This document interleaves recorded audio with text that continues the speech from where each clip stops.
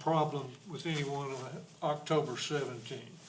That's far out. I doubt most of us know if that's a problem.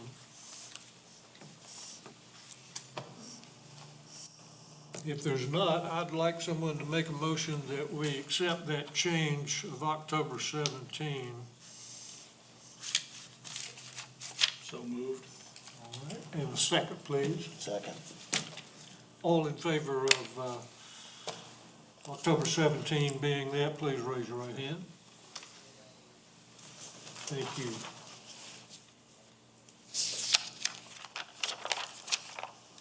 We've got a real treat, I think.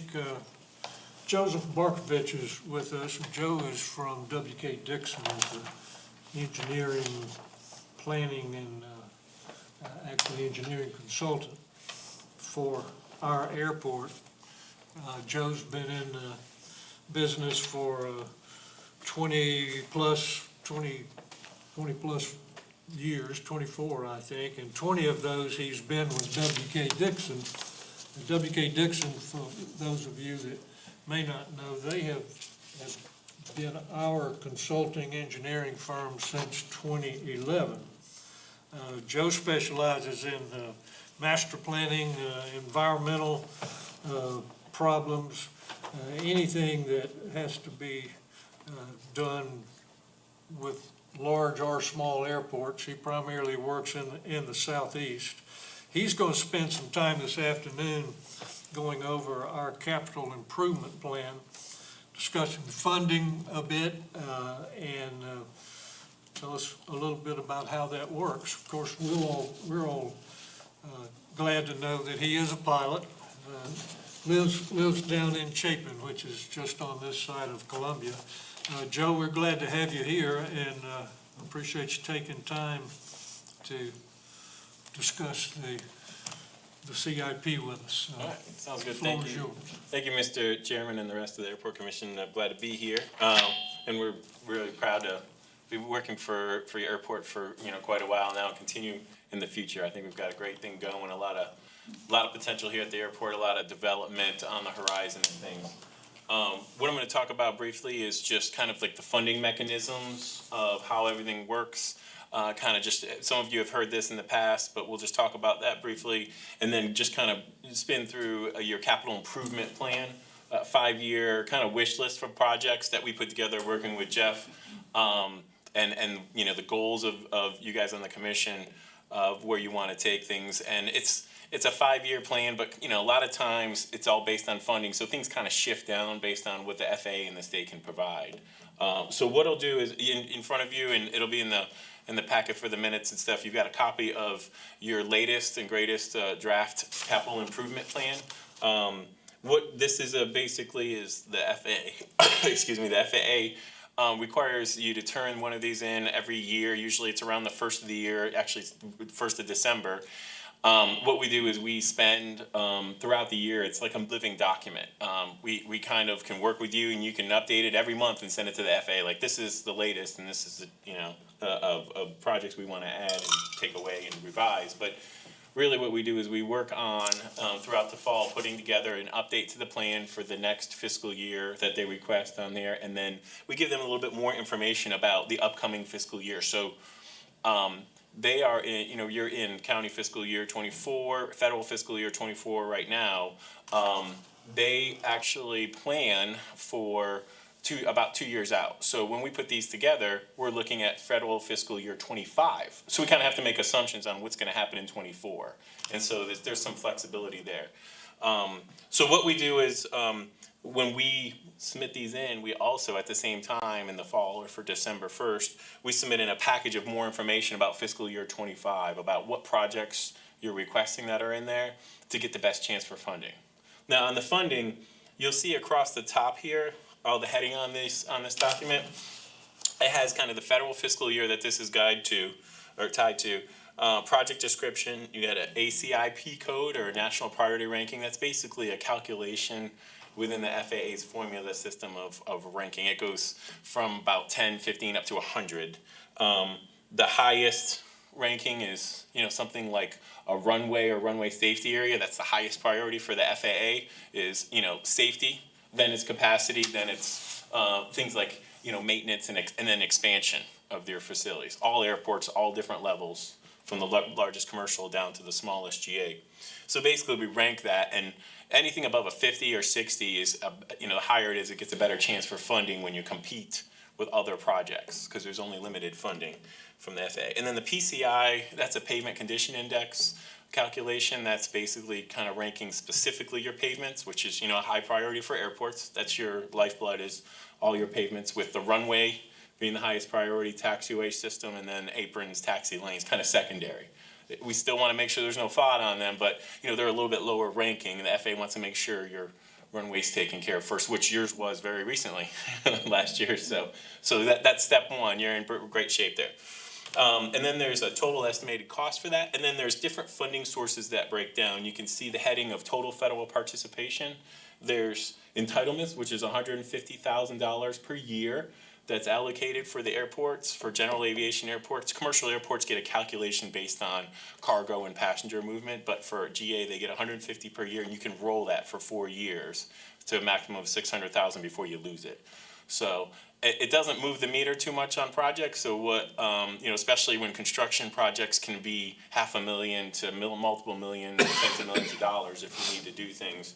So coupled with that, you've got the bipartisan infrastructure funding, which came out from the FAA, or from from Congress, and the FAA doles it out. Separate pot of money. You get another allocation of that. For you guys, you get about another $300,000 per year, while that system's still going through fiscal year 2026. So we'll see with Congress. I think we're on a continuing resolution right now. If they reauthorize, they might decide to keep that program going. So it's an extra pot of money for you. And then the big one is the discretionary and state apportionment. That's, you're competing at one level on the state level for projects. And then another one is nationally. So they use that ranking and see if a county needs, a $5 million runway, you will compete against an airport that has a project in like Arizona or something to try to get that money. And so that's what you did, and you were successful in getting some of that money, kind of thing, out of the big pot of money. So that's usually bigger dollar ones. State apportionment is about $3.5 to $4 million that is allocated of that discretionary just for South Carolina. So you're only competing within South Carolina airports for that. And that's usually, you get allocations of about $500,000 to $1 million out of that pot. So it's a little bit smaller projects, but it's just a smaller pool of competition on that. So if that makes sense. And any questions you have, you can ask at the end as I finish going through all this stuff. And then there's state share. The state is a match on all federal projects. You get about 90% money from the FAA for an eligible project the FAA agrees to fund. The state will kick in 5% at this time, and then that's only 5% for the county. So 5 cents on the dollar, it's pretty good program. And then you can compete for any projects that you want to do separate from FAA. So let's say the FAA is not interested in working on a project, but you have maybe a little bit smaller project you want to do, you want to work with the state only on, so just state and local. The match varies on those from 60-40 to 80-20 to 90-10. It just depends. If it's like a maintenance or a new apron expansion or things like that. So that's and then the state can't participate in, by statute, they cannot participate in field farms or hangars. Those revenue generating, that's the state statute at this time does not allow you to get any funding for that. So just keep that in mind. So on the projects here, this is a 5-year CIP, starts with fiscal year 25, goes through fiscal year 29. Fiscal year 24 is in there for just informational kind of purposes, making the assumption that you would get these projects before we get to fiscal year 25. And so this is the way it's structured. Like I said, we turn this into the FAA. They've got kind of a similar format of the way they enter it in their system, but this is kind of what we work with and we go back to. You can see the priority of projects in there. I'm not going to go through every little line item, but your runway being taken care of already was on the top of this list. We were able to take care of that and slide it off the list. We like chunking off projects off the top of the list. Next thing is that you've got some taxiway pavement rehabilitation in design now, looking for construction money. Hopefully will come this year. We'll see the FAA, how it competes, if that comes in. And there are ripple effects of other projects, like the apron is the next to rehabilitate the pavement. If we get the taxiway project funded, that moves you faster into the apron. If you don't, everything kind of kicks down a year. And so you can see the order of projects as it goes through there. There's taxiway extension off a runway in 7, where you've got a back taxi situation. We're going to try to address that with the taxiway project. If not, it might be a standalone project where the FAA doesn't participate, but the state, you work with the state on it. So there's a couple different scenarios there.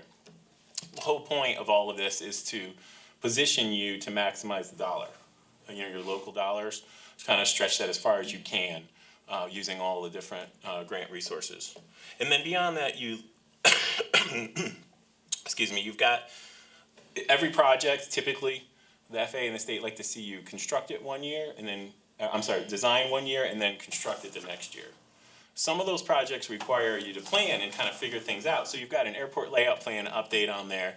It's been a while, you're overdue for one of those, but it's kind of like a master plan for the entire airport and the community.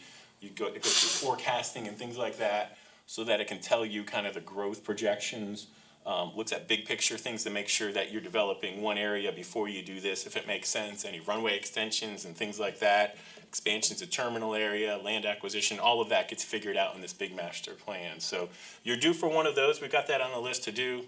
Apron pavement, and then it works into kind of terminal building development. I think the long-term plan per the last terminal area plan and airport layout plan, it was to build you a newer terminal building in a location nearly adjacent to where it is now. But that's going to require some terminal area development with road configuration to come in for auto parking, have a standalone facility, you may have to relocate your fuel farm. So there's a lot of moving parts. For a program like that, the FAA has another pot of money called it's the Airport Terminal Program, which is development of just specifically terminal areas. Competes nationwide. They have usually short windows, but will position you for that to potentially capture a little bit of that money for that project to start. That program is going on for another couple of years. If Congress does a reauthorization, you might see it continue, just like the bipartisan infrastructure legislation. That might occur as well, and then you have a better chance for a long-term program. So just that's on there as a potential project to develop. You've got some hangar development we put that on there as kind of a placeholder. We know it's always in the cards for most airports, especially GAs, to build hangars for tenants. It's revenue generating, that kind of thing, especially if you've got a space for them. It requires more of a local funding typically. So what we do is we put that on there, that is the plan, that you want to do it at some point in there when you're able to as a county. But we want the FAA to see that, because there's no FAA investment in it. There's no state investment, and then we want them to see that you got skin in the game, if you will. Like it's something that's on your list. If you can make it happen, you're going to make it happen, and you're not just looking for grant handouts. You're actually taking care of yourself and doing these separate side projects. So that's on there as well. You see it's in a different color.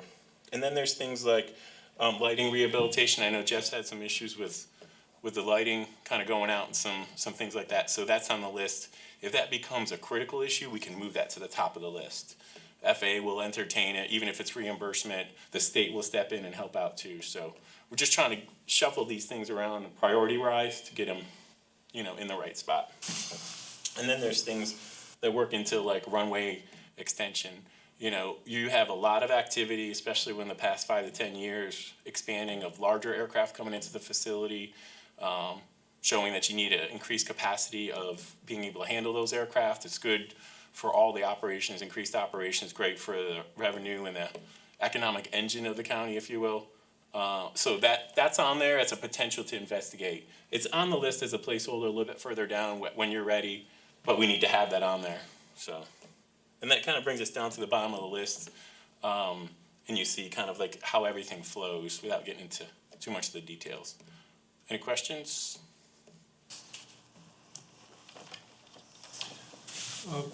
I know it's a lot of information, so if you Tell me again about the bipartisan infrastructure plan. That is on now, but it could go away at any Yeah, time. yeah. Is that- So that was a congressional, like, economic incentive that came out.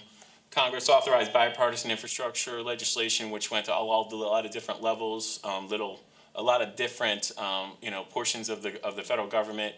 The FAA version of it, allocated it based on the type of airport that you're classified. Your level is kind of like a busy general aviation, like medium level kind of. That allows you to get about almost $300,000 per year. Your entitlements were only regularly and have been for 30 years, $150,000 a year. So this tripled that for this period of 5 years that this program's going on. I think we're in year 3. They've got a couple more years. Let me see. Yeah, year 3. We've got 2 years it goes through fiscal year 26, just like the ATP program. If it gets reauthorized through Congress on the latest authorization bill for the FAA, it could continue, and then you'll have this allocation of money available to you for another maybe 5 years, or 4 or 5 years. It depends. So it's one of those things that it's good. The whole point of it, I think, is to accelerate your CIP. A lot of airports especially have had a lot of CIP where you just can't get to every project. Things are so expensive, economy growing and all that kind of stuff, construction costs.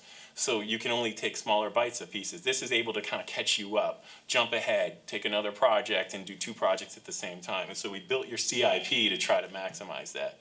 But it's still up to the FAA of having enough money that when you have to construct something and it needs $3, $4, $5 million, that they can come up with the discretionary funds for it. So, does that answer your question? It does. That money is fenced the same way as other federal money. Yeah, exactly, right, yep. And it's money that, the good thing about the bill money and the bipartisan infrastructure legislation money and the entitlement money is that's set for you, it's yours, for the county, for the airport.